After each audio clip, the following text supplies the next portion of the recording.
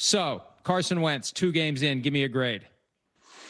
Well, the grade's going to have to be that's tough, simply because in the first game he wasn't asked to do really much because they got up so big on Cincinnati. Then they start running Mason and running Xavier Scott and stuff like that. So he, it had a B to an A to it in the first game because he did exactly what he was asked to do, given the way the game shape was developing.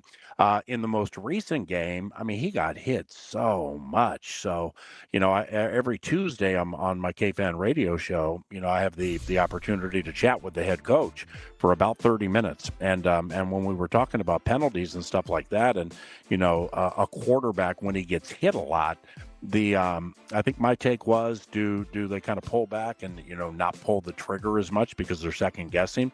O'Connell actually went the other way, and he's like, no, they speed things up.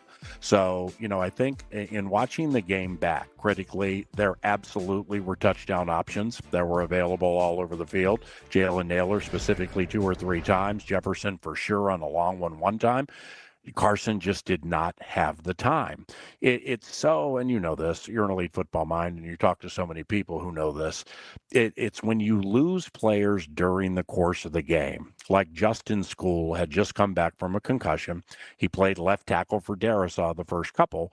Well, I can't imagine he took 1 rep at right tackle during the course of the practice week when all of a sudden he's in there. The center, Michael Juergens, had to replace Ryan Kelly. Now he's played center, but still, Kelly probably took a majority of the reps during the week. That's just so difficult when it comes to an offensive line with in-game injuries. And Carson did the best he could. I'd probably give him a B. I'd give him a B through 2. When do we reasonably expect J.J. McCarthy to be available to play? What are you hearing? Coming out of the bye against the Eagles, or something after that? That's a good question. O'Connell said yesterday that he could start practicing this week. Did not commit on the quarterback this weekend, but I think it's widely assumed it'll be Carson Wentz. Then they get the bye. Then they get the champs out of the bye. So you got to start thinking things like that out, Mike. In that, okay, well, this is the guy, this is the future. This is the guy that they're going to use, they're going to raise, and there are going to be some metaphorical moguls along the way. So when you come out of the bye, with the Georgia kids in the middle and the champions mentality, do you really want it to start there? Maybe they do, but if Carson Wentz is protected, now that Kevin has all of, except for Aaron Jones, all of his skill position guys, and Jalen Naylor is just really playing well right now with Jefferson and Addison and Hawkinson and Thielen and Jordan Mason, Xavier Scott, second year from Maine. He's popping, caught a touchdown last game.